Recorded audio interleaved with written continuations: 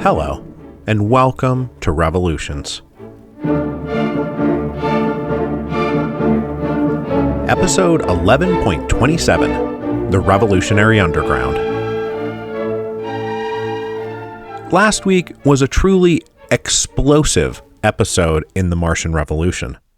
And then it says here, pause for laughter. Anywho, after Omnicore dropped the bomb on Alisium on January the 16th, 2252, the Elysians were buried under a smoking and radioactive crater. Meanwhile, on the other side of the planet, someone, or something, had detonated the last Martian bomb in that orbital platform above Olympus. That blast wiped out satellite arrays and orbital installations and took out half the Omnicore ships in the vicinity. On top of that, the EMP triggered by the explosion was so intense, it blew out Olympus's surface power grid. So even though the physical infrastructure of the colony was intact, the mass power outage in the domes and upper levels crashed all communication systems. Between the vaporized satellites and the surface blackout, Olympus was totally cut off from the outside world. Tharsus was the only city left that could get signals out, as they were the only city not directly impacted by a nuclear explosion. And they wanted to keep that distinction, so the Tharsian leadership put that surrender signal out on repeat and hoped they would be heard before any more bombs were dropped. As I just said, the explosion of the last Martian nuke above Olympus had not only taken out the satellite arrays and orbital installations, but also half the Omnicore ships in orbit. The other half were in various states of damage to stress, either from peripheral blast damage or power failures caused by the EMP. Commander Barlow's flagship was among those that survived but had been knocked offline. With the Olympus group in post-explosion disarray, the fleet groups above Tharsus and Alisium redeployed vessels to engage in immediate rescue and repair operations. Now, most of the armed fighting ships had been sent off to hunt down the last remnants of the Martian Navy, so what was left around Mars were ships that were meant to support the reacquisition of Mars and the reconstitution of Mars Division. But now every ship that could be spared raced over to Olympus to help with the post-disaster relief. The two classes of ships that were not redeployed were those directly involved with the reacquisition of Mars by Mars Division. The first class were large cargo barges, carrying all kinds of heavy machinery and new computers and all the extra grav units and oxygen scrubbers, flex cells, biomass units that might be required if the colonies were excessively damaged and the Omnicore personnel had to supply their own equipment and necessities. And the colonies were now excessively damaged. The other class of ship that didn't budge were troop transports that were carrying in total about 30,000 security personnel who would be tasked with reestablishing a beachhead of control over the colonies in order to get the Phos 5 moving again. Although that number was now down to 25,000 after the loss of several transports above Olympus. About 36 hours after the explosion, Barlow's ship was recovered, and the commander was evacuated to a more functional vessel. Plenty of officers in the Omnicore fleet now expected him to order further nuclear bombardment of at least Olympus in retaliation. But instead, when Barlow got back on comms, he ordered the officers above Tharsus to accept the surrender at once and begin landing forces on the ground. He ordered the officers above Elysium to begin landing their heavy machinery and drone bots and engineers to start digging down through the rubble towards the remaining habitable levels hidden underneath, if any habitable levels remained underneath. Meanwhile, for Olympus, he declined to drop a bomb, and instead ordered a force of security services to land, reestablish communications with the surface, and report back how bad things were. Because as it turned out, at least one small part of the recent Omnicore negotiating ultimatums had been a bluff. Commander Barlow was under orders not to bomb Olympus, as the Olympian infrastructure was too valuable to lose. The first Omnicore forces landed on the surface at Tharsus on January the 23rd, 2252. The Tharsian leaders had been told to clear the Tharsian main dome and allow Omnicore security services to come in and retake control. The Tharsian leaders were told the security services would consider the area a free fire zone, and any Martian they saw would be shot on sight. Now, this wasn't too hard to comply with, as the population had already evacuated themselves down to the lower levels of the colony. So the security services landed and secured the main dome with no resistance, just about the last time they would enjoy such an easy time of things.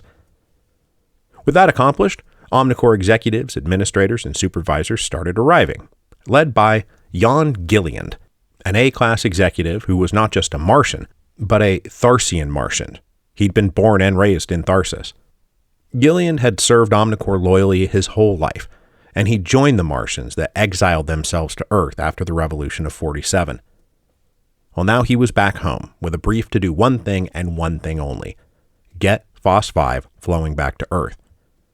And with Alisium and Olympus now both out of commission thanks to those nukes, Omnicore's access to Phos 5 rested entirely on Gilliand's ability to get Tharsus back up and running.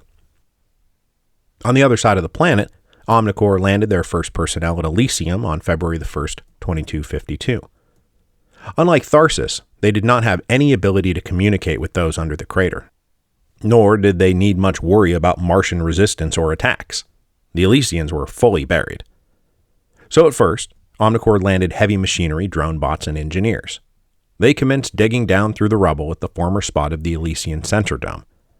The plan was to dig down until they found intact levels of the colony, make contact with the survivors, and force them to submit to Omnicore or face further death and destruction. And I should mention here that though radiation from the blast had mostly cleared and all the crews on the ground followed decontamination protocols, incidents of cancer in those crews wound up being 500% higher than the general population. Omnicore was pretty well done with caring who got hurt in their drive to regain control of the Phos 5. Beneath this digging, the Elysians were alive, but they were not exactly well. They had survived the initial blast, but they had all been traumatized by the explosion. Now the good news was that deep in the Warrens, the backup flex cell batteries seemed to be working, and most systems had reverted to local manual controls when the central servers were destroyed in the blast. So down in the Warrens, grav units and oxygen scrubbers and biomass units were still mostly functional. Doors and lift shafts had to be controlled manually from direct interface panels, but they did work. Not that anyone was super eager to get into the lift shafts. But the bad news was that they lived in round-the-clock fear of further catastrophes, and this was not an irrational fear. In the days and weeks after the bomb, the Elysians dealt with random cave-ins, power outages, and equipment failures, all of which helped drive the death and injury toll from the bomb ever upward. It was in the midst of this trauma, chaos, and fear that Alexandra Clare emerged as the primary Martian leader during the siege of Elysium. She had been in the main Martian Guard station in the Upper Warrens when the bomb was dropped, and as soon as it hit, she and her lieutenants immediately set to work organizing a response to the disaster. Internal colony communications were reestablished as best they could, and she put out orders for the Martian Guard to mobilize and spearhead rescue, repair, and relief efforts, and that included anyone who'd been recently dismissed in Calderon's purge of the Black Caps. This was no time for politics. She also called on engineers and medical teams and systecs to present themselves to local Martian Guard stations. They would all then fan out in teams, assessing structural damage and looking for injured survivors. Critical components at every level were checked for structural integrity and power system functionality, and if anything was deemed unsafe, the people there were herded towards areas that had passed these initial inspections. In some places, they found that grav units or oxygen scrubbers had failed, and always, they found more dead bodies to identify, mourn, and then dispose of. Through these stressful initial weeks, Claire also provided invaluable moral support to the traumatized Elysians. They all knew who she was, they knew her face, they knew her voice, and every day she released updates and messages, keeping everyone informed of what was happening, and trying to dispel fear of the unknown with concrete information. In her mind, the best way to avoid panic was by sharing information, not withholding information. And she was right about that. Claire also hammered the message that everyone was in this together. During the immediate crisis period, the distinctions between red caps and black caps and Martians and Earthlings went out the window. They were all trauma bonded by a shared hatred of Omnicore for what they had just done. As I said last time, Elysium was the colony with the highest population of Earthlings, and while there was some lingering red-cap Martian chauvinism, it was clear that whatever they thought about the Earthlings on Mars, Omnicore didn't care about them at all. Omnicore had been as willing to kill the Earthlings on Mars as the Martians on Mars. Besides, when it came time to rescue, salvage, dig, help, solve, resettle, whatever, everyone got jumbled up and there wasn't time to ask if the person next to you was born on Mars or on Earth. And so it was that the future of the post-revolutionary Republic of Mars was born first here in Elysium, rather than in the capital city of Olympus. Meanwhile, over in the capital city of Olympus, the present leaders of the Republic of Mars were also sitting in the upper level of their warrens when their bomb had gone off. The triumvirate of Marcus Leopold, Ivana Darby, and Jose Calderon wielded emergency executive power, and while they did not have to deal with anything like Alexandra Clare and the Elysians were dealing with, they were still all reeling from the aftermath of a nuclear explosion. Although, due to the instant collapse of the surface power grid, and with it all external sensors and communications, they had no clear idea what had happened or why. But they were absolutely convinced that Omnicore had done something aggressive and malicious to knock out the power, even after the Olympians had tried to surrender. And so, while they had been willing to surrender, their resolve now fully stiffened. If Omnicore was going to attack them no matter what, why not fight back? The 1st Battalions of Omnicore Security Services and auxiliary personnel landed at Olympus on February the 5th. Their experience wound up looking like a combination of their brethren at Alisium and Tharsus. As at Tharsus, the surface infrastructure of Olympus was intact, so there was no need to start with heavy excavation. But as with Elysium, they were unable to communicate with the Olympians underground and were just going in blind. Their primary mission was to get into the Prime Dome, establish a base of operations and communication, and reestablish contact with the Olympians to tell them the good news that they had been returned to the Omnicore family. With all the power down on the surface, when the Omnicore forces landed, everyone had to wear environmental suits and heavy boots. And those who first entered the Prime Dome came in loaded with neutron guns, small drone bombs, and fortification material to ensure a total security lockdown. They were half expecting to find armed Martians there ready to attack, but instead, they found the Prime Dome eerily deserted. Most of the A-levels were also without power, gravity, or breathable air, and so unbeknownst to the Omnicore occupation forces, it created a difficult membrane for the Martians to penetrate on their way up to the surface. So the Omnicore security forces established defensive perimeters and signaled to the ships up above that it was safe to send down engineers and sys-techs who would come to repair the grid and reestablish control over the main central Martian servers. Hopefully, they would also be able to reestablish atmosphere and gravity controls so they could get out of their dang environmental suits and take off these dang heavy boots. One of the first things they did once they got into the Prime Dome was set up a mobile communications array that started broadcasting a message downward. This message said, "People of Olympus, Omnicore has accepted your acknowledgement that Mars Division has full authority over Mars. We are presently working to restore power and communications on the surface. Please respond to this message on this frequency acknowledging our authority and prepare to be fully and peacefully reintegrated into Omnicore." 6 hours after this message started broadcasting, a faint and static-filled return signal came up from below. And it was the voice of Ivana Darby, and she said, "Omnicore, the people of Olympus acknowledge your authority and await peaceful reintegration with Omnicore." But guess what? This was an absolutely bald-faced lie. By the time they picked up the signal from the surface, the Triumvirs had already settled on a plan to resist and fight until they were truly out of options. The advanced Martian guard forces they had sent up had gotten stalled out trying to get through the A-levels, and so the message from Omnicore was the first sure sign they had that some kind of occupation force had already landed. So for the Triumvirs, the message from Omnicore was an opportunity to lull them into a false sense of security. Instead of waiting patiently for peaceful reintegration, Calderon mobilized the rest of the Martian guard and ordered them to advance to the uppermost levels to prepare for a fight to save Mars in the revolution.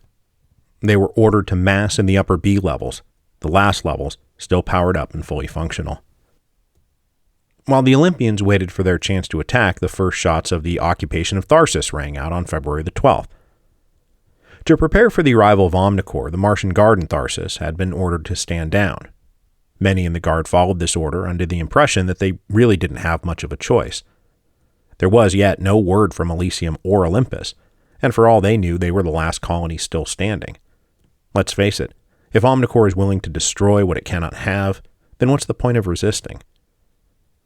So after they arrived, Omnicore security slowly took over control of key areas of the colony, including everything directly related to Phos-5 extraction and delivery. Jan Gillian helpfully delivered regular messages to the population that ironically emphasized many of the same themes as Alexandra Clare over in Elysium. We are all in this together. We will all get through this together. And together, we will get the Phos-5 moving again. But as the occupation settled in, Gillian and the security services discovered not everyone in Tharsus was submissive. Plenty of members of the Martian Guard, Red Cap and Black Cap alike, kept their weapons and disappeared down into the warrens where they plotted resistance. But critically, they did not come together. The Black Caps organized Black Caps, and the Red Caps organized Red Caps. The Black Cap mode of resistance tended to focus on organizing all kinds of worksite problems.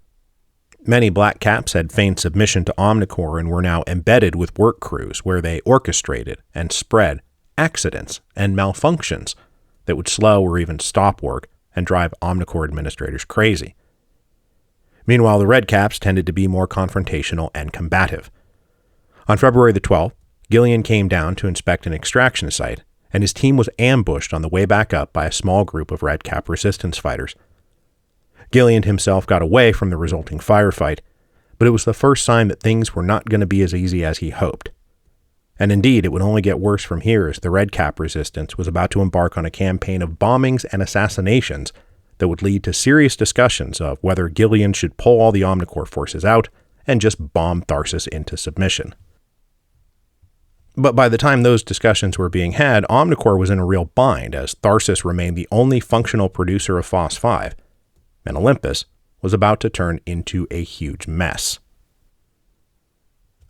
As the Olympian Martian Guard massed in the upper B levels, the first and most critical mission they had was to secure the central servers before Omnicore crews got them back up and running, because if Omnicore got control of those servers back, that's a scenario where the Martians would be pretty much out of options because it would mean Omnicore controlled everything.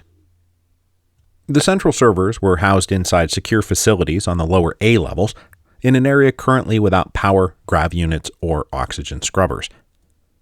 Omnicore also knew how important these servers were, so once they had taken back control of the Prime Dome, several companies of security service personnel were ordered to go down and secure them. Martian Guard squads, handpicked by Calderon, meanwhile, put on their environmental suits and heavy boots and went up to secure the servers, while the Omnicore forces came down to secure the servers. On February 19th, these two forces converged on the server facilities. The Martian Guard got there first and were working on getting the lock doors open when the Omnicore forces crashed down on them from above. The resulting firefight was intense and forced the Martians to retreat back down a level. But though they had been driven back, the security services could not advance forward, as any of their attempts to reach the server door was met with heavy fire from the Martians below. So a standoff ensued, with the Martians controlling the floor below the servers and the security services the floor above. And in this standoff, the Martians had two key advantages. First, at this moment, it was far more important that Omnicore not gain control of the central servers than it was protecting the servers themselves. The security service personnel, meanwhile, had to worry about doing anything that might damage them. The other advantage was the advantage every desperate people fighting for their homes enjoys. The security service personnel were there doing a job. The Martians were literally fighting for their lives. Meanwhile, another Martian Guard squad had been sent up on a longer mission to make their way up to the main landing platforms of Olympus. If those could be rendered inoperable and unusable, Omnicore would have great difficulty sending down further supplies, equipment, or reinforcements. And perhaps more importantly, the Omnicore personnel already on the ground would be stranded, which would hopefully make Commander Barlow up there in the sky think twice about solving the problem of Olympus with a bomb. The Martians did not know, of course, that option was not on the table. So 2 days after the fighting broke out around the central servers, a squad of suited-up Martian Guard completed their trek up through the blacked-out A levels and reached the corridors right under the control rooms of the landing platforms. On February 21st, they burst up through multiple shafts and hatches they had pried open and mobbed out with a simple mission to destroy as much as possible as quickly as possible. The security services were taken by surprise and suddenly found themselves taking fire from every direction. When the invading Martian guard started lobbing explosive devices in every direction to blow up computers and equipment and wreck the physical infrastructure, these explosions triggered more explosions. And within minutes, the landing bays and control rooms were consumed by fire and smoke. The security services were totally overwhelmed, but it was a costly victory for the Martians. Most of the Martian guard who went up that day never came back down. It was effectively a suicide mission, but they accomplished the mission. Olympus's main landing platforms were now unusable, fiery shambles. Omnicore could still potentially land at other auxiliary platforms, but their main way in and out of the Prime Dome and all of central Olympus had been knocked out. The personnel in the Prime Dome were, at least for now, stranded on the surface.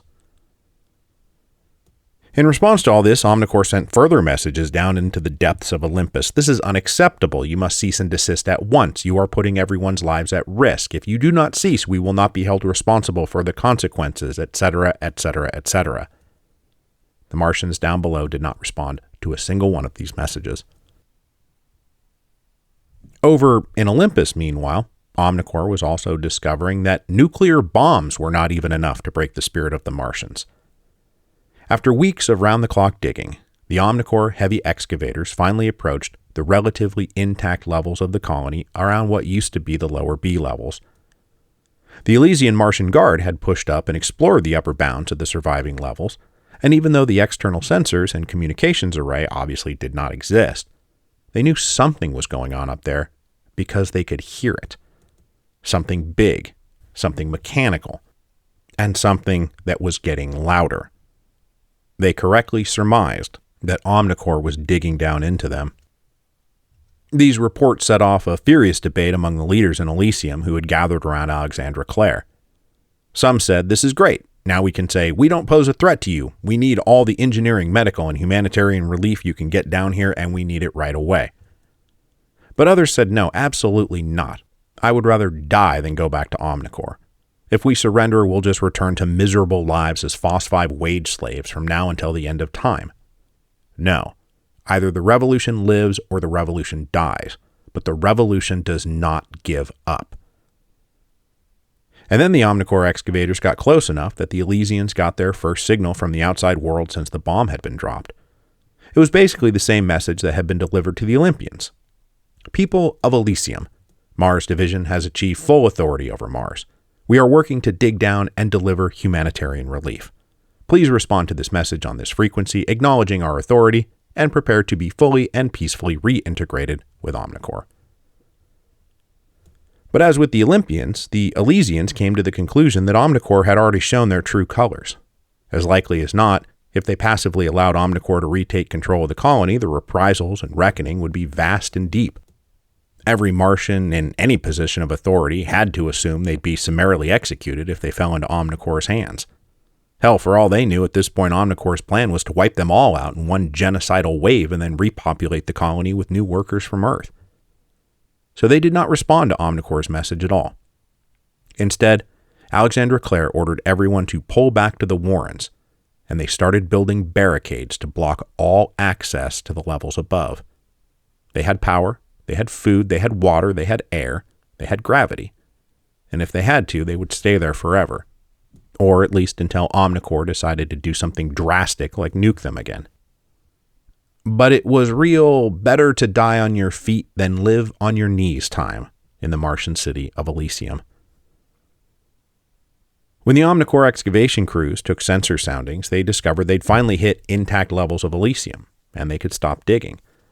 They switched to more sensitive machines and located a suitable entrance point above an intact 5-way, and they punched a hole in the ceiling. Advanced scout teams in environmental suits and heavy boots went down to look around, but they found it dead, dark, and deserted. Once they secured this position, the fleet above started sending down security service personnel to enter the 5-way and start fanning out looking for anyone.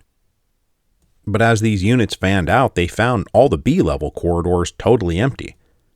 Then they started moving down through the C levels and found them deserted too. The corridors and 5-ways and establishments were intact, but the people were nowhere to be found. It was as if they had just vanished. They were sending out signals and messages, but nobody ever responded. Finally, they got down to the divide between the C and D levels, the beginning of the Warrens. Now, when they opened up hatches and shafts, they found them blocked up, jammed with all kinds of equipment, debris, and remnants of collapsed structures. There didn't seem to be any way to keep going down, and no matter how often or how hard they tried to make contact with whoever might still be alive down there, it was just silence. At least a few people floated the theory that the reason they couldn't go deeper is that it had all collapsed in on itself and there was no one left alive down there. But on March the 4th, 2252, they finally spread out wide enough that they located a shaft the Elysians had not yet completed barricading. In fact, when they opened it up, they could hear and see people below. And according to the oft-told tale, when the commander of the security service unit called down to say, "Hey, we're here to rescue you," one of the Elysians shouted back clearly and distinctly, "Go away," which, according to tradition, marks the official beginning of the Siege of Alisium. Meanwhile, in the biggest and greatest meanwhile of them all, millions and millions of miles away, dramatic events unfolded that would fast bring a close to the revolutionary period of Martian history. And it is a moment that we can really see how inextricably linked all of human civilization is, no matter where you live in the solar system. Because the corporate war currently consuming Earth only started because of events on Mars.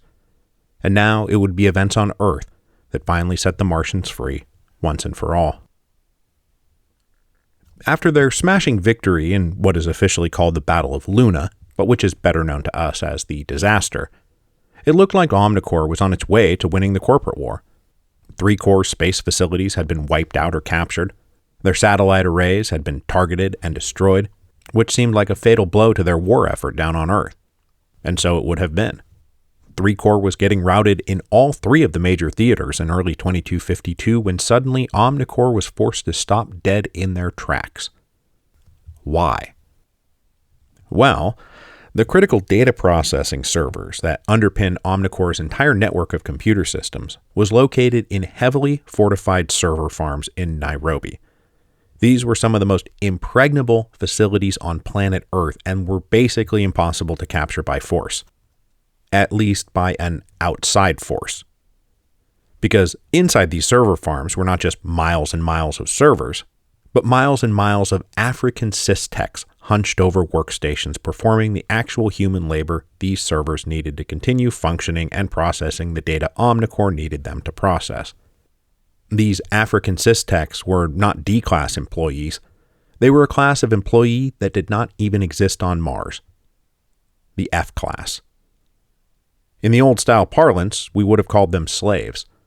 The vast majority of them had inherited their employment status from contracts signed under coercion by their grandparents and great-grandparents, locking them and their descendants into lives of pure servitude inside the server farms.